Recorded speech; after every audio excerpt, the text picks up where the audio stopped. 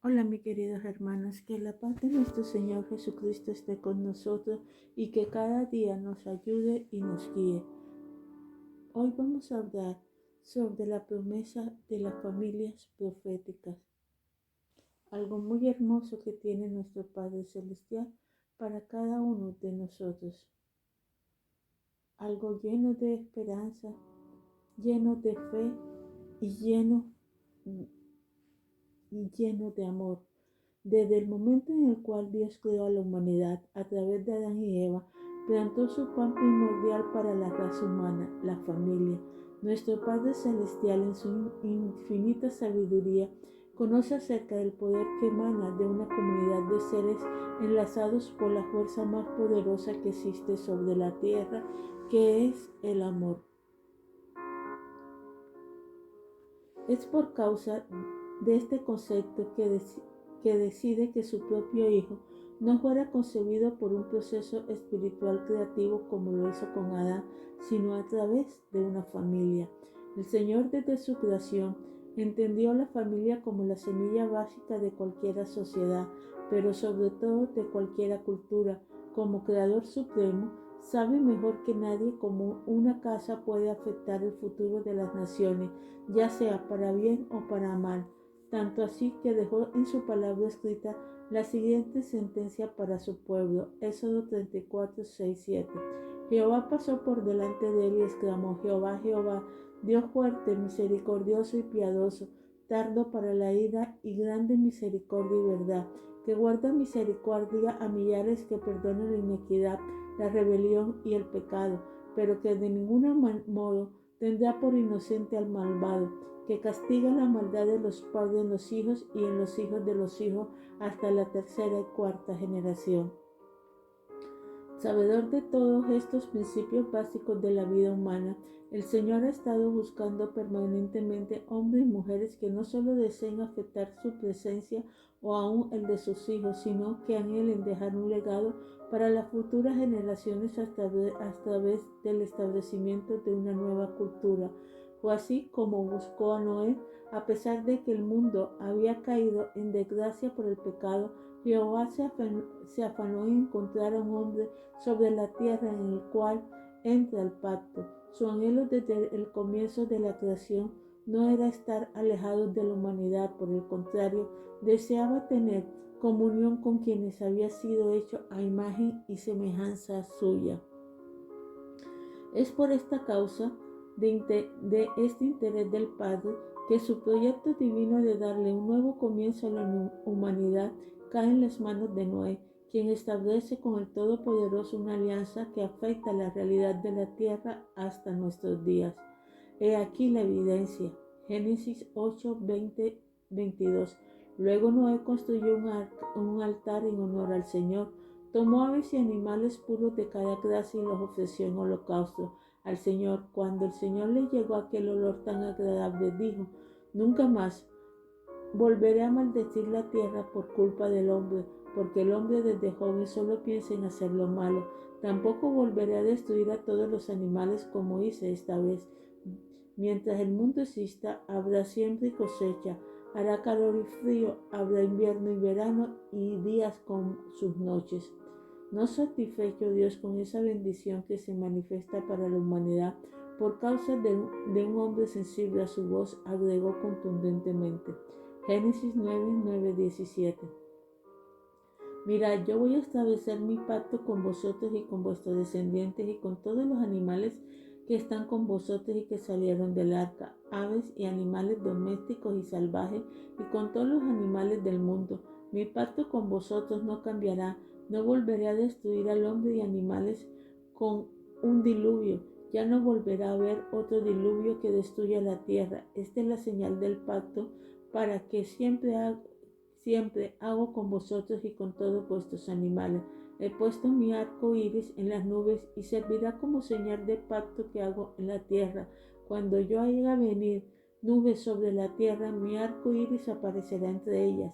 Entonces me acordaré del pacto que he hecho con vosotros y con todos los animales, y ya no volverá a haber ningún diluvio que os destruya. Cuando el arco iris esté entre las nubes, yo lo veré y me acordaré del pacto que he hecho para siempre con todos hombre y todo animal que hay en el mundo. Esta es la señal de pacto que he establecido con todo hombre y animal aquí en la tierra. Así habló Dios a Noé.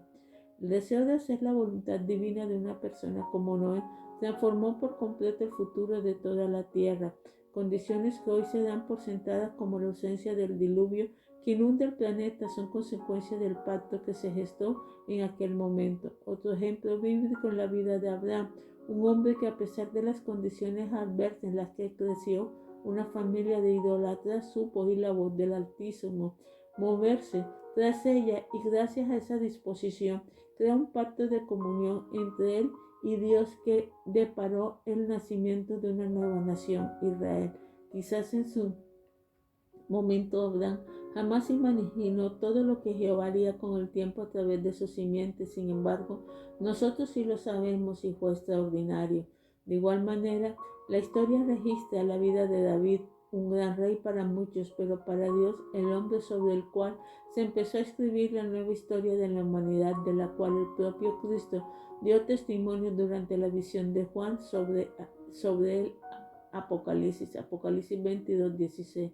Yo, Jesús, he enviado a mi ángel para dar los testimonios de estas cosas en la iglesia. Yo soy la raíz y el linaje de David, la estrella resplandeciente de la mañana. Quizás las anteriores sean palabras comunes hoy para la mayoría de los cristianos, pero por el contexto espiritual representan el poder que se manifiesta a través de un hombre que se rindió por completo delante del Señor como David y que mediante ese pacto el Todopoderoso la eternidad tuvo memoria de sus generaciones. De este modo, de este mismo poder radica en la familia es que surge otra gran promesa del Señor hacia la humanidad con el fin de cerrar uno de los capítulos más importantes de la historia y abrir otro. Malaquías 4, 5, 6. Completamente nuevo y trascendental. Yo os envío al profeta Elías antes que venga el día de Jehová grande y terrible. Él hará volver el corazón de los padres hacia los hijos y el corazón de los hijos hacia los padres, no sea que yo venga y castigue la tierra con maldición. El anterior no es cualquier verso, es el último del Antiguo Testamento y de alguna forma también el primero del Nuevo Testamento, ya que hay una promesa de lo que está por venir. Hay tres puntos fundamentales para destacar en esta profecía. Dios promete hacer volver al profeta Elías. Muchos han asegurado que Dios habla de manifestar a Elías en carne y hueso. Sin embargo, estos versos más adelante en el libro de Lucas queda evidente la falsedad de tal aseguración. En reiteradas ocasiones dentro de la Biblia queda registrado cómo el Señor describe la manifestación del Espíritu a través de hombres, de personas o figuras humanas importantes. Por ejemplo, en el Apocalipsis 2:20, Dios le habla a la iglesia en Tiatira con respecto a su tolerancia hacia esa mujer Jezabel, que se dice profetiza y enseña y seduce a mis siervos para fornicar y para comer cosas sacrificiales a los ídolos. Evidentemente, la alusión hace referencia a la reina que rivalizó con Elías en su tiempo, por lo que resultaba imposible que estuviera viva para aquellos días, lo que deja concluir que el Señor se refería al Espíritu que se manifiesta a través de ella. De igual manera, sirve de ejemplo la experiencia del profeta Daniel 10:20 con el ángel cuando le manifestó que por ahora tengo que volver para pelear contra el príncipe de Persia. Al terminar con él, el príncipe de Grecia vendrá. La interpretación bíblica nos permite entender que aquel ser celestial no se refería a hombre alguno, sino a espíritus manifiestos a través de aquellas figuras naturales. De igual manera, esta referencia a Elías tiene una representación espiritual de lo cual él significó cuando anduvo vivo por la tierra, el espíritu profético por excelencia. Es comprensible entonces que el Dios mencionar que va a traer a Elías nuevamente a la tierra se está refiriendo a manifestación otra vez su voz profética en medio de los hombres, como lo hizo durante el tiempo antiguo con los profetas como Isaías, Ezequiel, Eliseo, Moisés y por supuesto Elías. Con estas últimas palabras en el Antiguo Testamento, el Señor le anuncia a la humanidad a través del profeta Malaquías que guardaría silencio, pero que no estaría muerto. Estaría callado por causa del pecado de Israel, por lo cual desechado como su Dios, pero que nuevamente haría regresar esa manifestación extraordinaria de su poder en el tiempo señalado.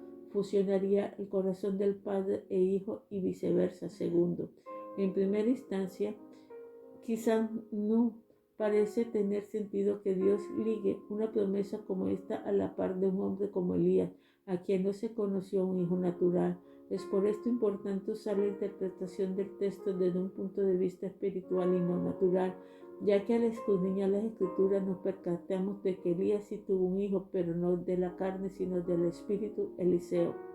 Lo anterior nos hace entender que Dios no solo se está refiriendo a la familia de sangre como lo estableció con Israel, sino a familias y generaciones que se engendrarán en el Espíritu, como vino a manifestarse a través del sacrificio de Jesús en la cruz, y por el cual se dice que ya no hay judío ni griego, no hay esclavo ni libre, no hay hombre ni mujer, porque todos sois uno en Cristo Jesús.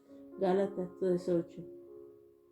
Tercero, de lo contrario la tierra sería herida por causa de los pecados. En esta misma promesa de manifestar nuevamente el espíritu profético en la tierra para enlazar familias y en ellas generaciones, es porque Dios le hace entender a los hombres y mujeres de la tierra que de no suceder lo anunciado, la humanidad caería en un pozo sin fondo. Lo anterior cobra mayor sentido cuando vemos nuevamente la palabra, y lo hacemos precisamente en la historia de Elías. Primera de Reyes 19, 15, 16.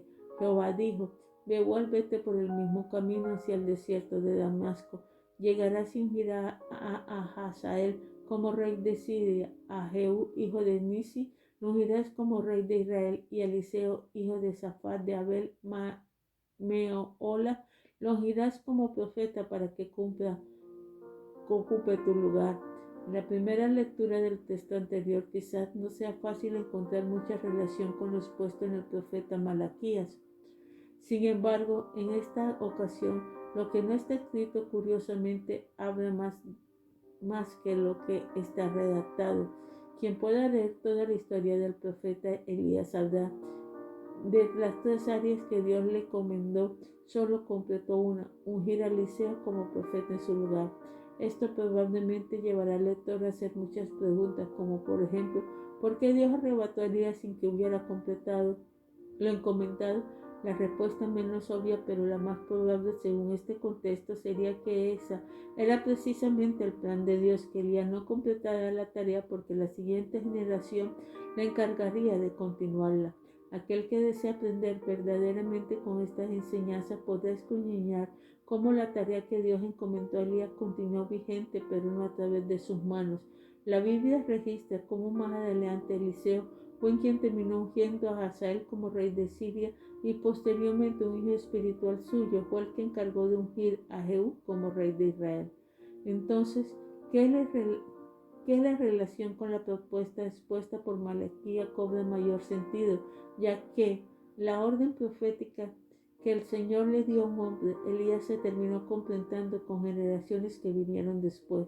Nuestros ojos se abren aún más cuando continuamos la historia y vemos cómo Jehú, ungido como rey de Israel, es el encargado divino de acabar con el peor enemigo que había tenido Elías, Jezabel, aquella mujer culpable de establecer una cultura pagana en el pueblo de Dios. Ahora caía bajo la autoridad del rey que había sido establecido por el linaje profético. No contento con aquello, Dios, a través del nuevo rey israelita, acabó con aquella cultura idolátrica del pueblo hebreo y terminó con la maldición que se encontraba sobre la tierra judía, todo mediante la continuación de una promesa dada al profeta, en el que se centra en este mensaje Elías.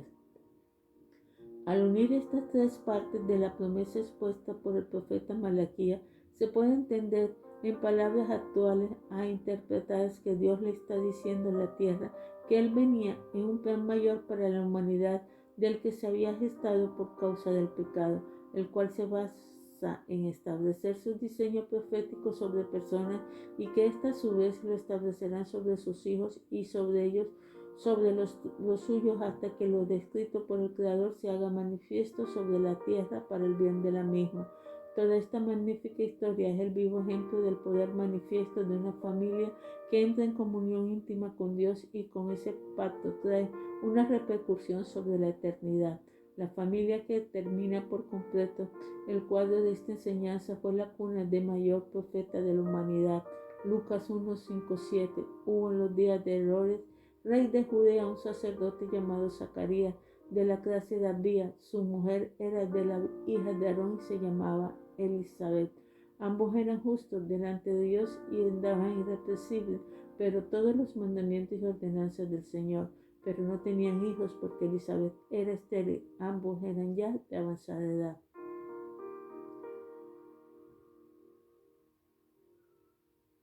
La historia que se realiza de esta familia, Zacarías y Elizabeth, parecía ser lo contrario de lo que se habló en el profeta Malaquías, ya que ellos carecían de la capacidad indispensable para darle vida a la misma fertilidad.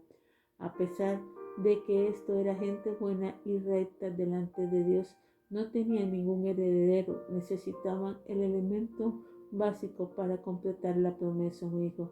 Es por eso que Dios debía intervenir sobrenaturalmente en aquella familia incapaz por sus propios medios de dar a luz la promesa.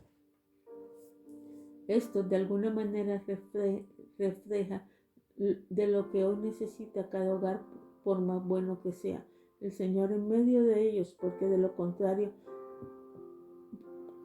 por sus propias habilidades jamás completarán el plan divino. Es por ello que el Padre Celestial interviene mediante uno de sus emisarios. Lucas 1, 13, 17. Pero el ángel le dijo a Zacarías: Zacarías, no temas, porque tu oración ha sido oída y la de tu mujer Elizabeth. Dará a luz un hijo y le pondrás por nombre Juan.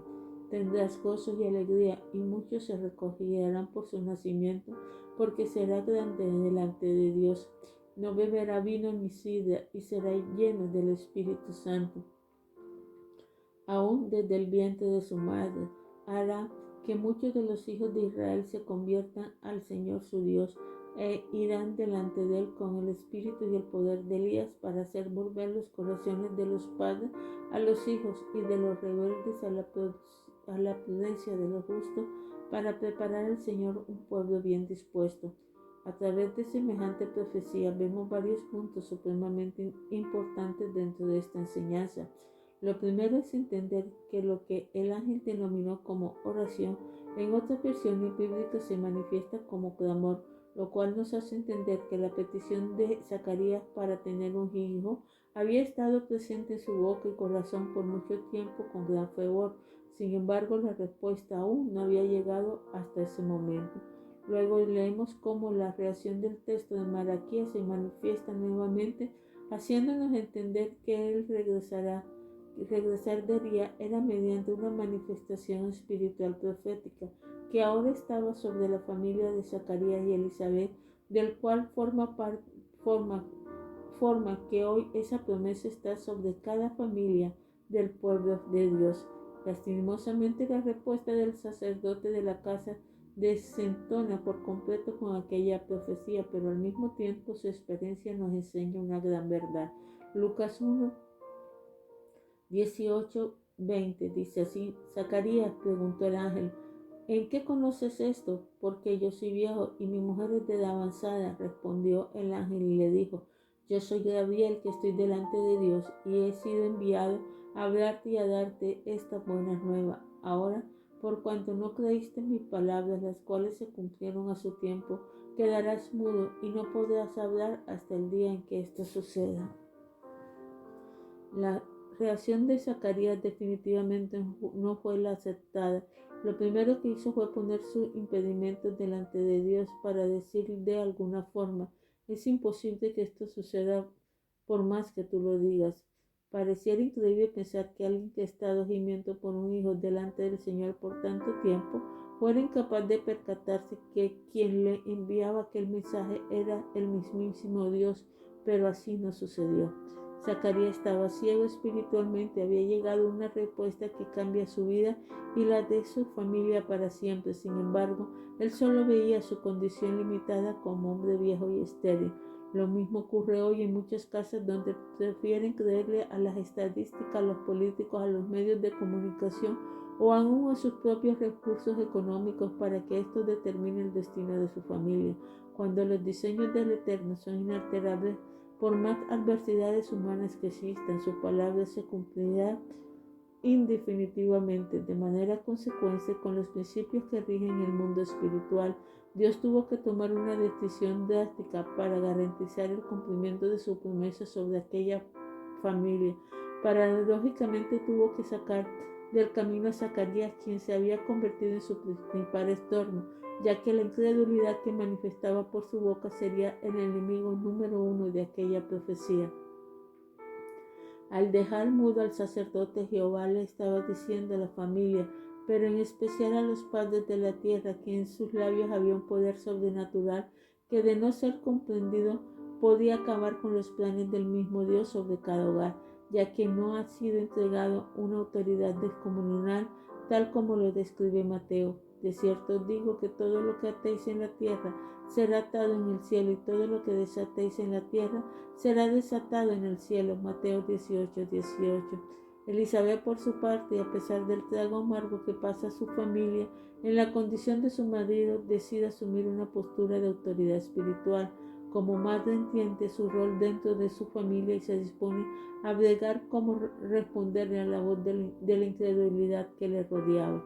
Lucas 1:15-61. Cuando Elizabeth se le cumplió el tiempo de su alumbramiento, dio a luz un hijo.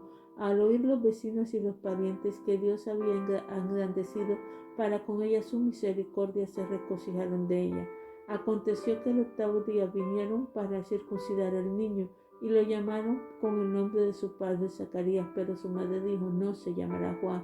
Le dijeron, ¿por qué? No hay nadie en tu parentela que lleve ese nombre. Elizabeth tuvo que imponer su autoridad espiritual como madre, porque la costumbre judía de aquel tiempo decía otra cosa sobre su hijo. La ley de aquel tiempo no permite que un niño fuera llamado por un hombre que no hubiera pertenecido a la familia. Sin embargo, Elizabeth sabía que su pequeño tenía una promesa del Señor sobre su cabeza, y por más que hubiera oposición para que se completara, Dios había hablado y él respaldaría su palabra. A ella, como madre, solo le tocaba abrazarse a la profecía, creer y vivir con su cumplimiento. Ya había llegado.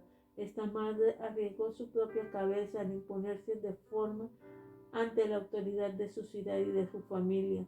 Corrió el peligro de ser señalada, aún castigada por la causa de aquel atrevimiento, pero se arriesgó porque había una promesa divina para su casa. De la misma manera que hoy muchos hogares necesitan arriesgarse a creer en la promesa del soberano que ha sido desatada sobre todos sus hijos. La oposición fue tal en sus palabras que quienes la consultaron se negaron a creer y pusieron a prueba también su marido. Lucas 1:62-65. Entonces preguntaron por señas a su padre cómo quería llamar. Él, pidiendo una tablilla, escribió Juan en su nombre, y todos se maravillaron. En ese momento fueron abiertas su boca y suelta su lengua, y comenzó a bendecir a Dios. Se llenaron de temor todos sus vecinos, y todas las montañas de Judea se divulgaron todas estas cosas. La reacción de Zacarías fue inmediata. Ya había aprendido la lección.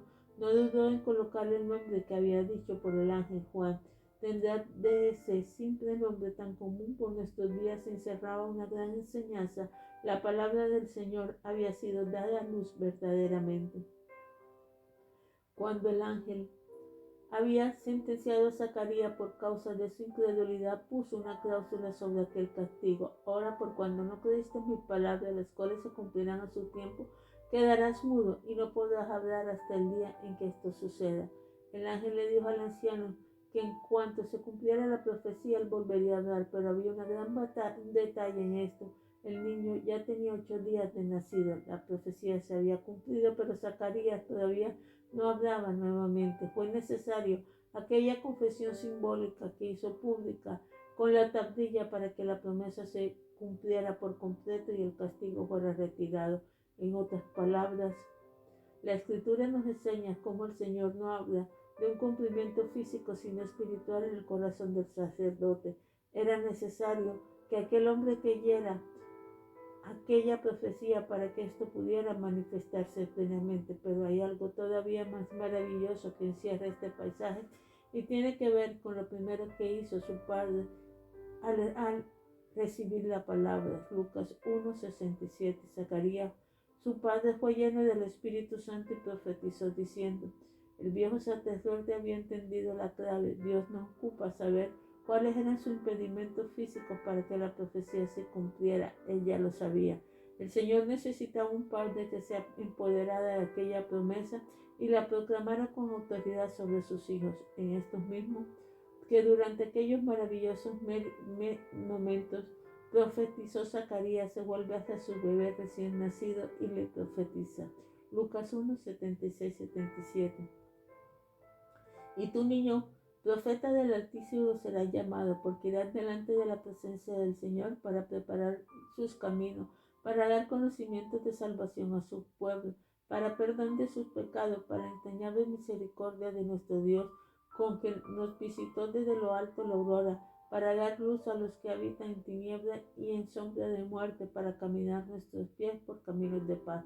Vale la pena hacer un alto ante semejante proclama, porque aquella confesión profética de un padre sobre su hijo tenía muchas implicaciones que quizás no conoces con la simple lectura. Es importante recordar que en aquel momento Israel tenía escasez, por no decir la ausencia de profeta y de palabra profética verdadera. El pueblo prácticamente desconocía la voz de Dios, quien había decidido voluntariamente guardar silencio por culpa del pecado de su pueblo, que se había vuelto en pos de otros dioses. Resulta entonces trascendente entender que Zacarías se había arriesgado en sobremanera en aquella declaración pública, y más estando delante de los principales personajes de la ciudad, al decir que aquella inocente criatura que no caminaba, no hablaba ni comía cosas sólidas sería un profeta. Estaba poniendo su puesto como sacerdote en riesgo y aún su cabeza. No sería difícil que apareciera algún religioso en el grupo que le cuestionara por aquella profecía. Sin embargo, a este padre pocamente le importó. Algo había cambiado en su interior en el nacimiento del bebé. Si bien la criatura seguía estando lejos de ser un profeta en oficio, Zacarías entendió que su responsabilidad como padre era ser el canal para que estas palabras se cumplieran sobre su familia. Él tenía que convertir esa profecía en parte de su carne, y así lo hizo. Es por ello que al final de su proclama le anuncia al niño que parte del propósito por el cual ha nacido es porque Dios lo usaría para encaminar nuestros pies por el camino de paz. Zacarías era un hombre anciano con misterio, conocimiento bíblico, prestigio, que le decía al bebé que Jehová lo había enviado a la tierra con el fin de bendecir su vida y para guiar sus propios pies por la senda correcta. Estaba posesionado a su hijo por encima de su propia vida, algo realmente increíble. Lo que termina de pintar el cuadro completo es el cierre de la historia en el último verso de este capítulo, que a su vez manifiesta el poder de la profecía dentro de una familia.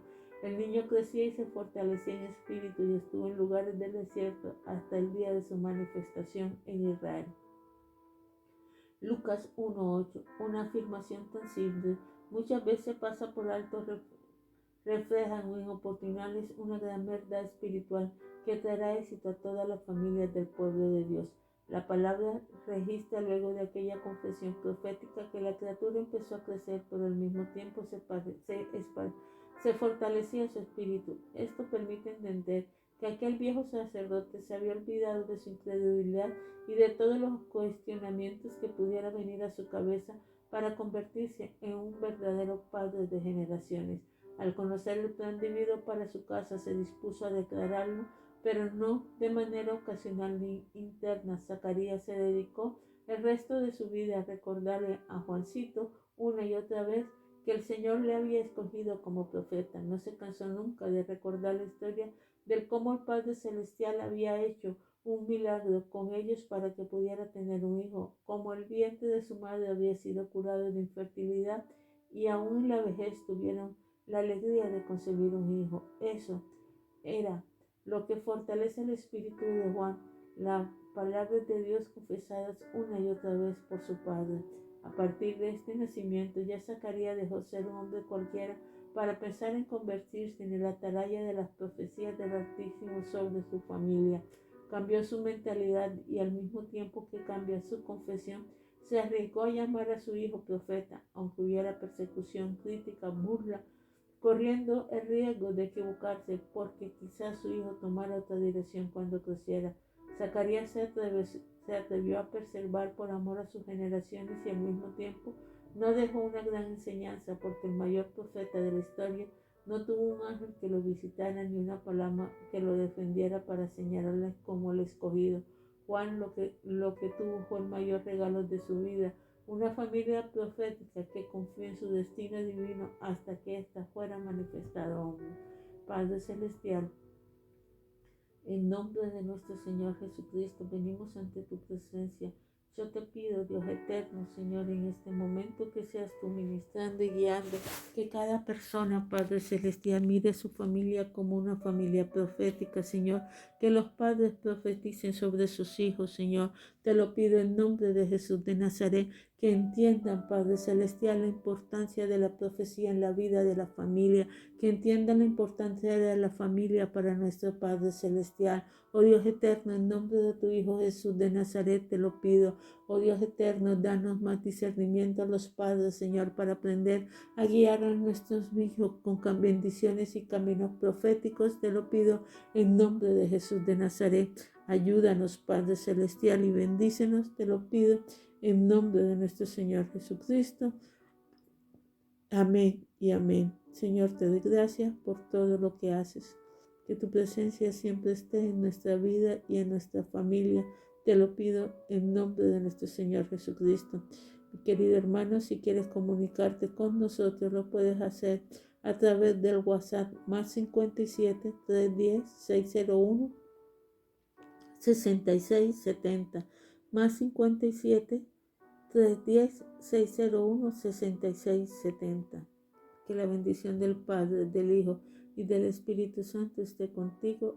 Amén y amén.